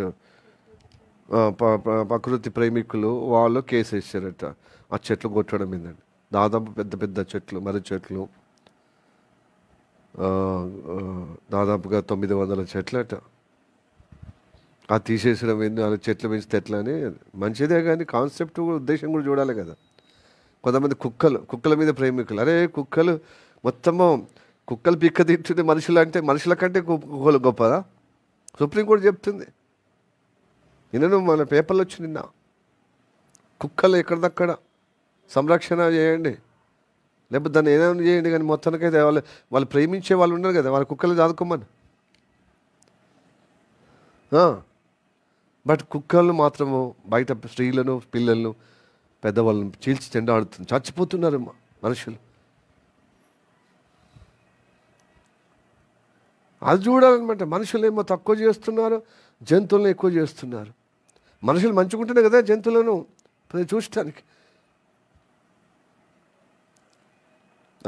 ఇంగితం లేదు, ఎంతో మస్తు అని. కొంతమంది సెలబ్రిటీస్ అలా ఉండే వాళ్ళు ఏడుస్తూ ఉంటారు. మరి మనుషులకు ఏడుస్తారో ఏడవరో కానీ, ఆ ప్రేమలు చూపిస్తారో లేదో కానీ, కుక్కకు మాత్రం ప్రేమలు. దాని మూతి మీద ముద్దు, దాని కళ్ళ మీద, దాని యొక్క మొత్తం అన్నిటి మీద. ఒక మనిషి పండుకున్నాడు పండుకోబెడతారు వాళ్ళ మీద. అంత ప్రేమ ఉంటే ఓకే, మూగజీవులు. ఎందుకంటే దాని యొక్క విధానం వేరు, నీ విధానం వేరు. దానికి ఉన్న వైరస్ వేరు, నీకున్న వైరస్, వాటి యొక్క బ్యాక్టీరియా నీకు పడుతూ ఉంటావా? వేద శుభ్రత ఉన్నా దాని యొక్క ఆకారాన్ని బట్టి దేవుడు వాటికి ఇచ్చాడు. వాటి యొక్క రక్తం నీ రక్తం వేరు. రక్తం ఒకటే అంటే కలర్గా ఉండొచ్చు కానీ దాని రక్తం వేరు, నీ రక్తం వేరు. కుక్క రక్తం ఎక్కితే నువ్వు ఉంటావా? ప్రేమ ఉండాలండి. పెట్ డాగ్స్ ప్రేమలు ఉండాలి. పెట్ డాగ్స్ మీద, pet animals. I love cats, I love rabbits, I love dogs, but same ఒక లెవెల్ ఉంటుందండి. చిన్న చిన్న పప్పీస్ చూస్తే ఎంత ముచ్చడం ఉంటాయి, గుడ్. బట్ అలాగని మనుషులను పీక్క తినేటువంటి విధంగా కుక్కలు తయారైతే అది సహించడానికి ఉండదు. మనుషులు ముఖ్యం కదా. అమానుషంగా దాన్ని కొట్టడం తిట్టడం అనేది అవి ఖండించుతాను. I condemn to that one. వాళ్ళని తప్పక ఉన్మాదులుగానే పరిగణిస్తాను. బట్ సేమ్ టైం ఈ డాగ్స్ మనుషులను ఎక్కడ పడితే అక్కడ స్కూల్కి పోవటానికి కూడా దద్దరిల్లుతున్నారు పిల్లలు.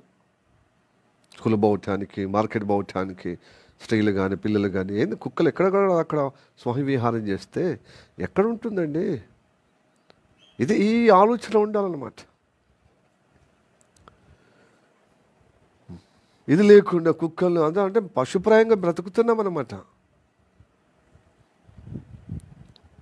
సరే, దీనికి పరిష్కారం సుప్రీంకోర్టు చెప్పింది ఏం లేదు, పాటించాల్సిన విధానం. ఓకే, ఇప్పుడు చేవెళ్ళ వెళ్ళి వస్తున్నటువంటి బస్సు ఉందే రంగారెడ్డి జిల్లాలో ఘోరంగా టిప్పర్తో గుద్దింది. అది ఎవరిదైనా ఇక తల పెరికడు తిలా పాపంలాగా అందరిది ఉండేది. ఇక నేను చెప్పటానికి లేదు అంతటా. ఎందుకంటే దుర్మార్గుడే దుష్టుడే లోకంలో మొత్తము అన్యాయము కలిగిన వ్యక్తి పరిపాలిస్తుండు కదా. వాళ్ళ వెనుకల దురాత్మ శక్తుల చేత మానవ ప్రాణాన్ని మానవుని నాశనం చేయడమే, కంబలించడమే కదా వాని యొక్క ఆ టిప్పల్ ఆరు గుద్దిండి కథం. మొత్తము ఈ డ్రైవర్ చచ్చిపోయారు. మొత్తం హెవీ కదా అది, కంకర మొత్తం దుమ్ముతో ఉంటే ఆ దుమ్ముతో ఆ శ్వాసకోశ ఆడకుండా చచ్చిపోయిన వాళ్ళు అట్లున్నారు. ఆ కంకర ఆ ఆటమూటుగా మొత్తం ఒక బ్లేడ్గా సంటరుగా పోయిందనమాట బస్సుకు. ఒక కేక్ కట్ చేసినట్టు సంటరుగా ఆ టిప్పర్ గుద్దుదే. అంటే ఎంత స్పీడ్ ఉన్నాయి చూడండి. వీళ్ళు మంచిగా నిద్రాయనంలో ఉన్నారు ఉదయకాలంలో. ఇక మేము తెల్లారైతే మేము చేరుకుంటాం, ఇక మేము మా పనిలో బిజీ అయిపోతాం రొటీన్ లైఫ్లో అనే మేము అవసరంలో వీళ్ళు మొత్తం నిద్రాయనంలో చచ్చిపోయారు ఘోరంగా, వికారంగా. అంటే చాలా భయంకరమైనటువంటి గాలి చనిపోయారండి. క్షతగాత్రులు చాలా. తర్వాత 19 మంది దాకా చచ్చిపోయారు అక్కడ అగ్నితో. కర్నూలు జిల్లాలో 19, ఇంకెక్కువనే అయి ఉండొచ్చు మృతులు. మనం ఒకటే రోజు 2 రోజుల న్యూస్, తర్వాత అది కనుమరుగైపోతుంది, ఇంక దానికి మించింది ఇంకో యాక్సిడెంట్. ఇట్లా అయిపోతుంది అది మనకు అలవాటు అయిపోతుంది చూసి. ఇప్పుడు ఆ కాలములో యేసయ్య కాలములు శరీరధారిగా ఉన్నప్పుడు ఒక సిలోయం ఒక గోడ పడిపోతే 18 మంది చచ్చిపోతే ఆ కాలంలో ఇంకెంత రియాక్షన్ ఉంటుంది? అలా పాపం చేసి అలా చచ్చిపోయారు. అంటే వీళ్ళు పాపం చేసి చచ్చిపోయారండి. వాళ్ళు ఏం పాపం చేసుకున్నారో ఏ జన్మలో? ఉన్న జన్మనే సరిగా లేదంటే వేరే జన్మ కూడా ఎత్తి ఈ జన్మలో ఆపాదిస్తున్నారు. లేకపోతే వాళ్ళ తల్లిదండ్రులు ఏం నేరం చేశారు, లేకపోతే వాళ్ళు ఏం నేరం చేశారు. ఇట్లా రోజుకు చేంజ్ అవుతుంది అనమాట. ఇది కూడా ఏ జన్మలో పాపం చేసింది ఈ జన్మలో అనుభవిస్తున్న ఒక ట్రెండ్ జరిగింది. వాళ్ళ తల్లిదండ్రులు ఏ పాపం చేశారో పిల్లలు జరుగుతుందని ఈ ట్రెండ్ జరిగిపోతుంది. మళ్ళీ ఇప్పుడు ఏం ట్రెండ్ లేసా? కర్మ. ఎవరిని వదిలిపెట్టారు, వాడేం కర్మ చేసిండు, అందుకోసం ఆ కర్మగాలి ఇలా జరిగింది. కాదు సహోదరి, ఇదే ఈ కర్మాన్ని బట్టే యోబు స్నేహితులు 3 స్నేహితులు విసిగించారు యోబును. నువ్వు ఏదో చేసినావయ్యా, నువ్వు ఊరికనే ఇంత దురవస్థ ఎందుకు? నీ కొడుకులు పోతారు, నీ బిడ్డలు పోతారు, నీ ఆస్తిపాస్తులు మొత్తం పశు సంపద, గొడ్లు గేదె పశువులన్నీ చచ్చిపోతాయా? నువ్వేదో చేసావు, నీ కొడుకులు తిరగబడ్డారు కావచ్చు, నీకు తెలియదు. అది నీకు తెలియకుండా నీ కొడుకులు తిరుగుబాటు చేసి ఉండొచ్చు. కాబట్టి నీకు ఈ దుస్థితి వచ్చింది యోబు. ఎందుకయ్యా అది చెప్తే వింటలేవు? యోబుకి అట్లా వచ్చిందండి? యోబుకి అట్లా వచ్చిందా? కర్మను బట్టి వచ్చిందా? ఆ నీతిమంతులు కలుగుతాయి అనేక ఆపదలు. అంటే ఇంకా దుష్టుడి యొక్క ప్రవర్తన ఇంకెక్కువ, వాడు ఎక్కువ ఆయుష్ ఉన్నట్టుగానే బ్రతుకుతాడు. ఇక వానికి దేవుడు అనుకుంటాడు, ఇక ఇక్కడనే రండి, ఇది ఎంత అయినా కానీ నీ ఆటపాట, తర్వాత నీకు నరకమే. ఈ లోకములో మంచితనం చోటు లేదు, దుర్మార్గతకే చోటు ఉంటుంది. చచ్చిపోయిన వాళ్ళందరూ దుర్మార్గులు కాదండి, మంచోళ్ళే. సాధారణంగా అందరూ ఇలా జన్మిస్తున్న వాళ్ళు కూడా అలాగనే. చెడ్డోళ్ళని మనకంటే ముందే చచ్చిపోయిన కాదు, సహజంగా అంటే వాళ్ళకి అట్లనే ఉన్నదేమో. దుష్టుడు కంబలించేశాడు, అంత ఘోరమైన.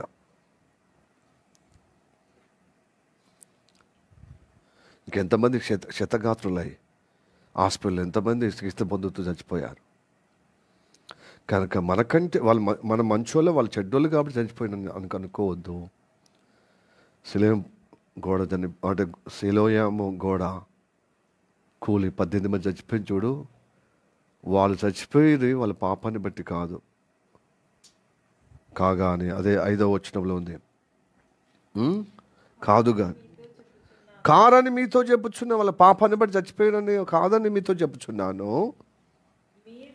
మీరు మారు మనసు పొందని ఎడల మీరందరూ అలాగే నశించుదురు. ప్రియ దేవుని బిడ్డలారా, శిలోయాము ప్రాకారం గోడ కూలి 18 మంది చచ్చిపోయిన వారిని పాపాన్ని బట్టి చచ్చిపోలేదు, సాధారణంగా అందరిలాగానే చనిపోయారు. కానీ మీరు అనుకుంటారు మీరు పుణ్యాత్ములు, మేము ధర్మాత్ములము, మేము పరిశుద్ధులమని.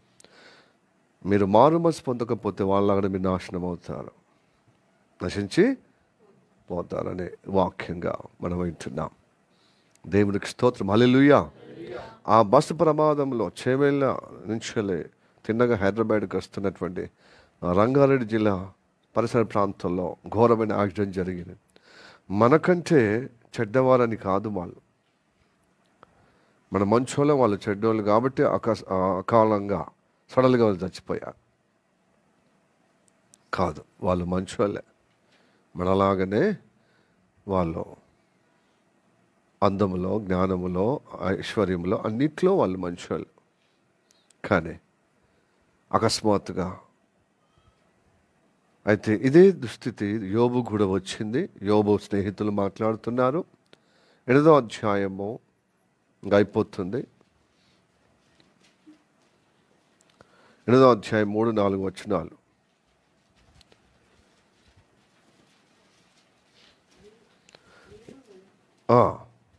చదవండి గట్టిగా. యోబు గ్రంథము 8వ అధ్యాయం 3-4 వచనాలు. దేవుడు న్యాయ విధిని రద్దుపరచున, సర్వశక్తుడగు దేవుడు న్యాయంను రద్దుపరచున, మీ కుమారులు ఆయన దృష్టి ఎదుట పాపం చేసిరేమో, కావుననే వారు చేసిన తిరుగుబాటును బట్టి ఆయన వారిని అప్పగించునేమో. Praise the Lord, hallelujah. Praise the Lord, hallelujah. అందుకు ఈ దుస్థితి వచ్చింది అంటున్నారు స్నేహితులు, 3 స్నేహితుల్లో ఒకడు.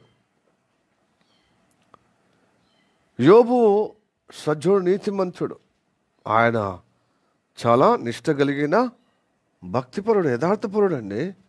మరి ఆయనకి ఎందుకు వచ్చిందంటే దుష్టుడు అతన్ని, నీతిమంతుడు కాబట్టి దుష్టుడు అతన్ని శోధించడం మొదలుపెట్టాడు. ఈ శోధనలో కూడా దేవుని యథార్థంగా సేవిస్తాడా, నీతిమంతుడిగా ఉంటాడా, దేవుడు దూషిస్తాడా? ఇక్కడ దేవుడు దూషించడానికి కష్టాలు పెడతాడు. కాబట్టి ఈ కష్టాలలో ఓర్వ లేకుండా అన్యాయంగా, అక్రమమే ఈ కష్టం నుంచి విడుదల పొందుకుంటాం కదా అని చెప్పి అన్యాయంగా, అక్రమంగా, దుర్నీతిలో, దుర్మార్గంగా మనుషులు ఎట్లా పడితే అట్లా జీవిస్తున్నారు. మనగడ లేదు.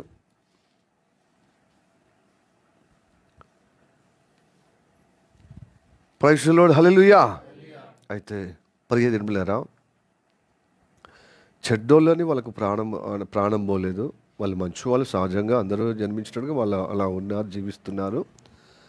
బట్ మన మంచోళ్ళమని చెప్పి క్రైస్తవంగా దేవుని నమ్మకుండా మన మంచోళ్ళం, అలాంటి దుర్గతి, అలాంటి దుస్థితి జరగలేదు కాబట్టి మనం మంచోళ్ళం కాదు.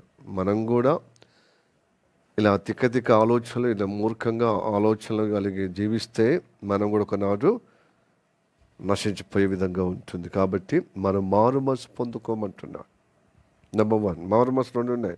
ఒకటేమో యేసయ్యను నమ్మినప్పుడు మార్పు చెందాలి. యేసయ్య తప్ప వేరొక రక్షకుడు నీకు నాకు లేడు. ఈ లోకానికి తీర్పు చెప్పటానికి రాలే, ఆయన రక్షించడానికి వచ్చాడు. యోహాను సువార్త 3వ అధ్యాయం 17వ వచనంలో ఆ లోకాన్ని తీర్పు చెప్పటానికి రాలే. నువ్వు చెడ్డోడివి, నువ్వు పాపిష్టోడివి, నువ్వు జానత్వంలో ఉన్నావు, ఇలాంటి దుర్మార్గంగా ఉన్నావని చెప్పటానికి రాలేదు ఆయన. ఇలాంటి స్థితిలో ఉన్న బిడ్డ నన్ను నమ్ముకొని రక్షణ పొందావు, లేకపోతే నశించిపోతావు. అందుకోసమే ఆయన మనం నమ్ముకున్నాం. పరిశుద్ధుడు హల్లెలూయా.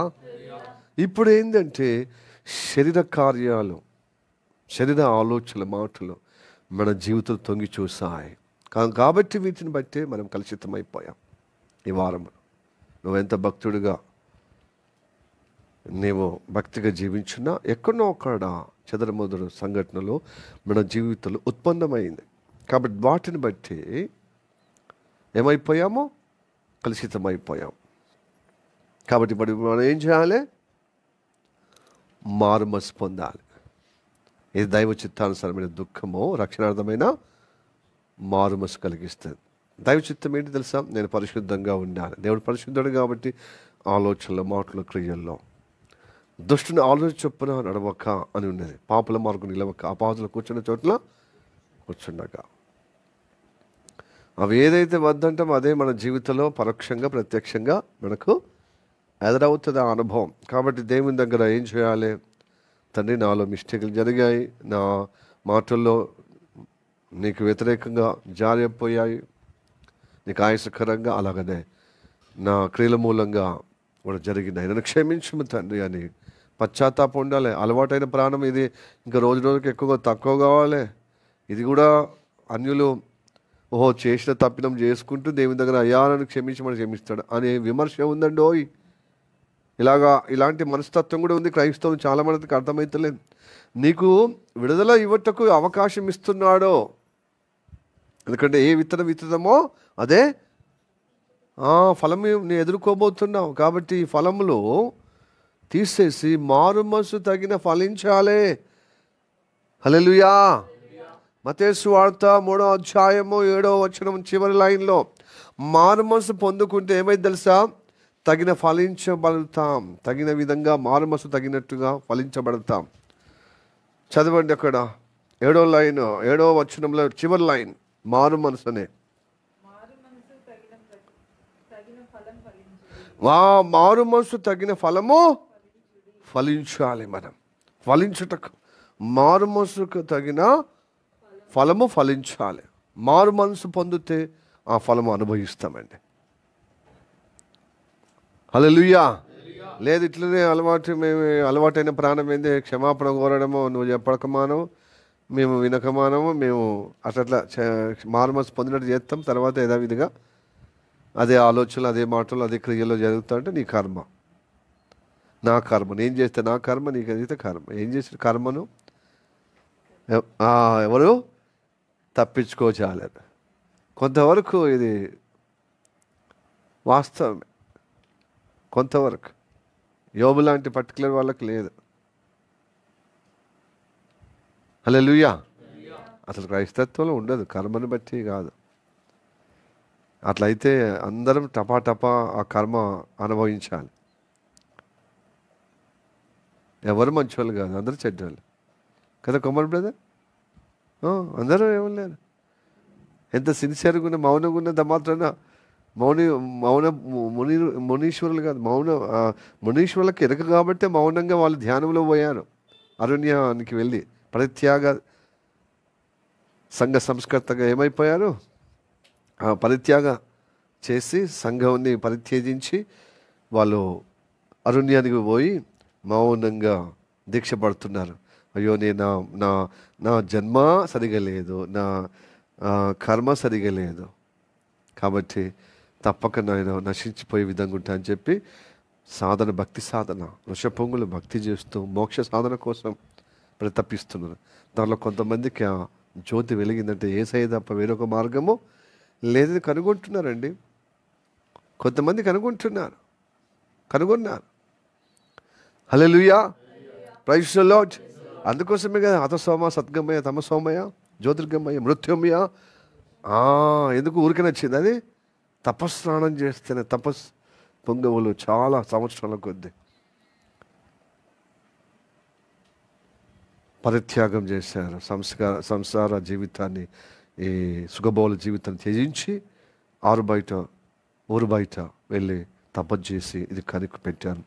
ఆ కనిపెట్టిన సారమే యేసయ్య. నేనే మార్గం సత్యం జీవమై ఉన్నాను. నేను తప్ప, నా ద్వారా తప్ప ఎవడును ఆ సృష్టికర్త దగ్గరికి, తండ్రి దగ్గరికి చేరాడు. హల్లెలూయా చెప్దాం. హల్లెలూయా. ఇప్పుడు ఇత్యాద చెప్పేది ఏంటంటే, హితవాద చెప్పేది ఏంటంటే, మీరు అందరూ విన్నారు కదా, మార్పు వారములో జరుగుతున్న ఆలోచనలో, మాటల క్రియల్లో దోషం ఉండక తప్పదు. ఆ దోషాన్ని విడుదల పొందుటకు మారుమనసు పొందుకొని దీనిలో పాలు పొందాలి. ఆ దైవ చిత్తాంశమైన దుఃఖం. అంతే తప్ప ఇది లేదు అది లేదు. మహారాజుగా పక్కోడు టీవీ, పెద్ద ఫ్లాస్క్ టీవీ కొనుక్కున్నాడు, ప్లాస్మా 50 ఇంచులు కొన్నాడు. నాకు 30 ఇంచులు కూడా లేదు, నాకు 22 ఇంచులు ఉన్నాయి, 30 ఇంచులు అని. పక్కోని పెద్ద ఫ్రిడ్జ్ ఉంది, నాకు లేదు. కనీసం నాకు 120 లీటర్స్ లేదు, వాళ్ళకు 180, 160, 200 అబోవ్ ఉన్నది. మరి నాకు లేదు. ఇవి కాదు, దేనికోసం ఏడుస్తాం మనం? వాళ్ళకి అంత పెద్ద ఫ్రిడ్జ్ ఉంది, వాళ్ళకి పెద్ద టీవీ ఉంది, వాళ్ళకు గొప్ప ఏముంది? ఇంకా వాషింగ్ మిషన్ ఉంది. నాకు మీద డోర్ ఉంది, వాళ్ళకేమో సైడ్ డోర్ ఉంది.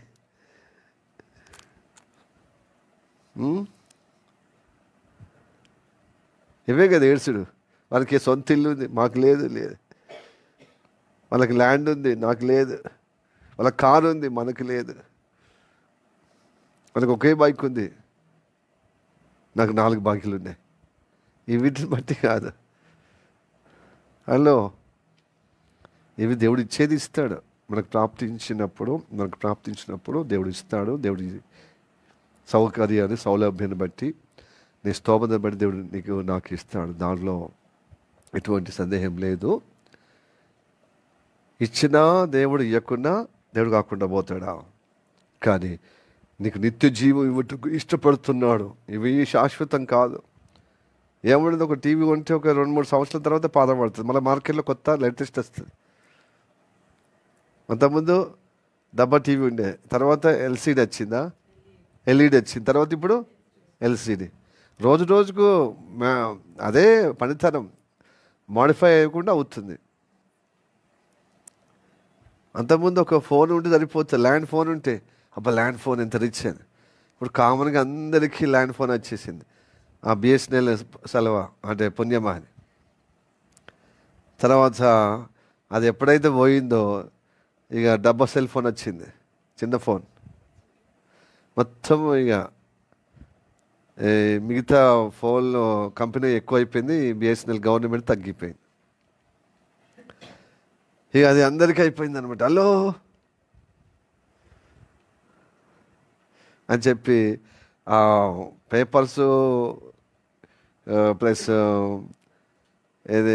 ఎరువు ఏరుకున్న వాళ్ళు కూడా, పశువుల ఎరువు. ఎక్కడున్నావు? నేను పలానా గల్లీలో ఉన్నాను, నువ్వేంటి ఆ గల్లీ నుంచి ఇటురా, నీ కూడా ఇటు. మొత్తం ఇక అయిపోయింది అన్నమాట.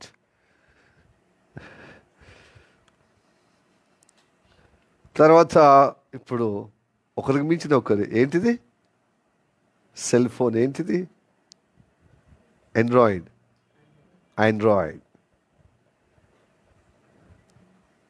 ఇప్పుడు యాపిల్ ఫోన్ కదా వారన్, లేటెస్ట్. ఇప్పుడు 17-18 నడిచేది, 17. దానికోసము బొంబాయి పోయేటోళ్ళు కూడా ఉన్నారు. హైదరాబాద్ వాళ్ళు బొంబాయి పోయి అర్ధరాత్రి లైన్ కట్టి తిప్పలవాడు. ఎందుకంటే నేను ఇవన్నీ వెళ్ళిపోకండి, ఇవన్నీ చూపించుకోవడం, చేసుకోవడం, ఇవన్నీ. నాకు యాపిల్ ఫోన్ కొని ఇచ్చినవా? ఏం మాట్లాడతావు?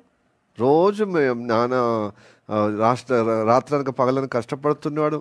అమ్మ ఇదిగో నేను ఎంత కష్టపడుతున్నా అంటే, ఏమన్నా నువ్వు కొనిచ్చిన యాపిల్ ఫోను, ల్యాప్టాప్ కొనిచ్చినావా? అంటే అందరూ అందరూ పని చేస్తలేరు, నువ్వే కన్నావు అని అక్కడ దాకా పోతున్నారు కదా కదా బిడ్డ.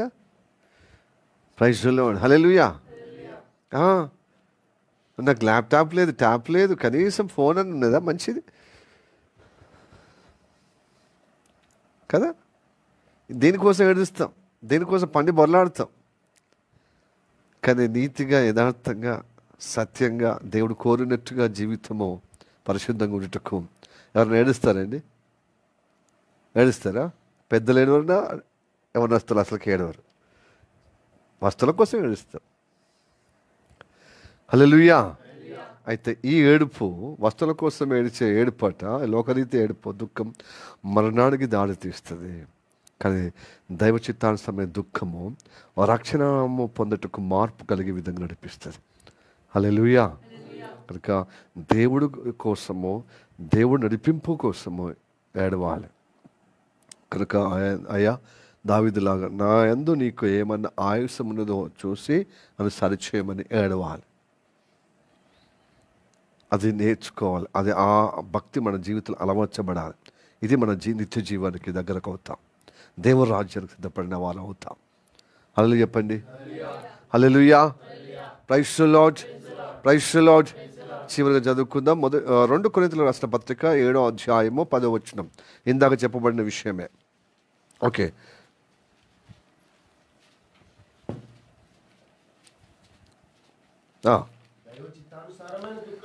దైవ చిత్తానుసారమైన దుఃఖము రక్షణార్థమైన మారు మనసు కలుగజేయని. 2 కొరింథీ 7వ అధ్యాయం 10వ వచనం.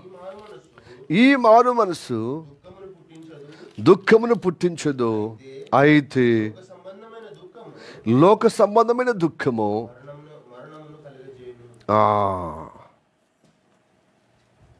మరణము కలగజేయను.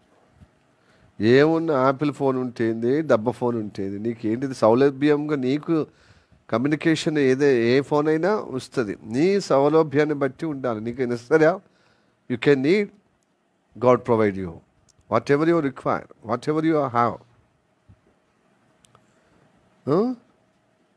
Make satisfy, God make satisfy you కదా.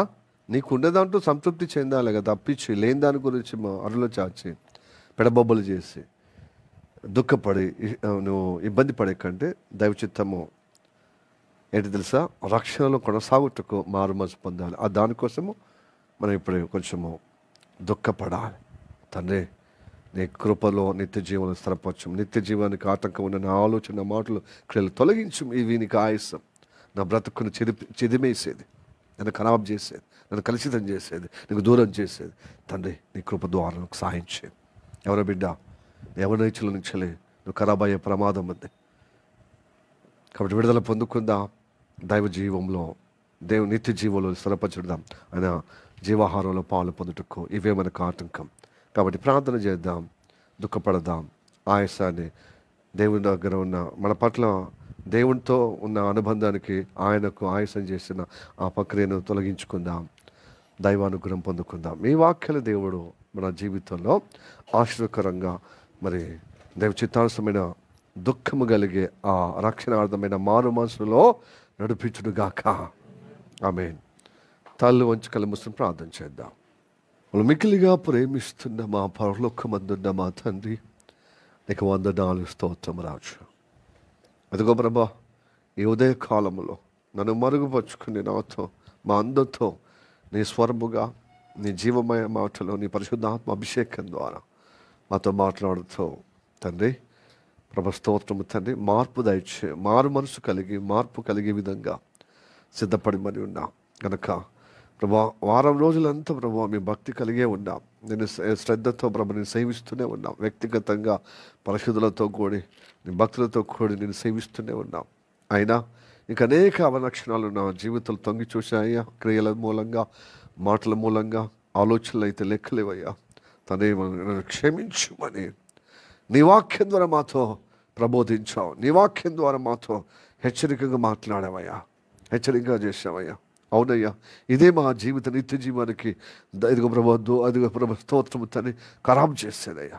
కాబట్టి నిత్య జీవానికి ప్రభు దూరం చేసేటువంటి ఈ పక్కన యావత్తు తండ్రి నీకు ఆయుష్యం కలిగిన ఉన్నటువంటి ప్రతి స్వభావము అయ్యా మేము దుఃఖపడి విడుదల పొందుకోమని సెలవిచ్చున్నాం కనుక పరిశుద్ధాత్మ దేవుడా మేము ఎక్కడెక్కడైతే నీకు ఆయుషకరంగా మేము ప్రవర్తించామో వాటి అన్నిటిని ప్రభు మా కళ్ళ కట్టినట్టుగా మాకు ఎదుగు ప్రభు మా మనసులో ఎదుగు ప్రభు తెలియచేయము మా హృదయంలో ప్రభు తెలియచేయమయ్యా జ్ఞాపకం చేసి విడుదల పొందే అనుగ్రహం దయచేయము తండ్రి ప్లీజ్ గాడ్ ప్రభు మేము కనబడంతగా మంచోళంగా అయ్యా మంచితనంగా ఉండజాలమయ్యా నీ కృప ఉంటే తప్ప అయ్యా ఏమైనా మేము మా జీవితంలో మంచి జరిగిందంటే నీ కేవలం నీ కృప అయి ఉంది అయితే అనేకమైనటువంటి విషయాలు ప్రభు అవలక్షణాలుగానే ప్రవర్తిస్తామయ్యా వ్యతిరేకమే అయ్యా నీకు వద్దనేదే మేము ఆలోచనల మాటల క్రియల్లో ప్రభు అయ్యా తేలియాడిపోయాం తండ్రి అయ్యా ప్రభు స్తోత్రము తండ్రి మేము ఆ మూర్ఖత్వంలో పడిపోయాం మమ్మల్ని క్షమించము తండ్రి నీ వాక్యంగా మమ్మల్ని గొప్పగా నిలబెట్టమని ప్రార్థన చేస్తున్నాను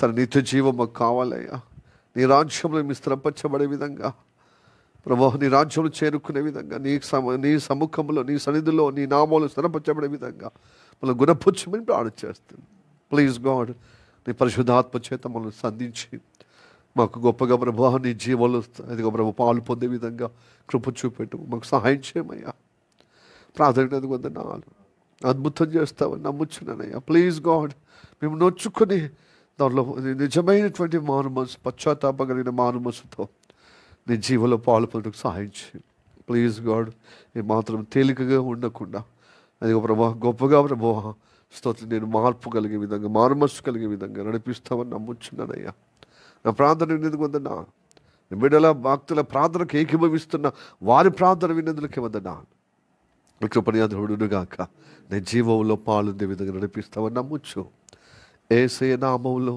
అడిగి వేడుకుంటున్నాము పరమ తండ్రి ఆమేన్. May the God bless you, praise the Lord.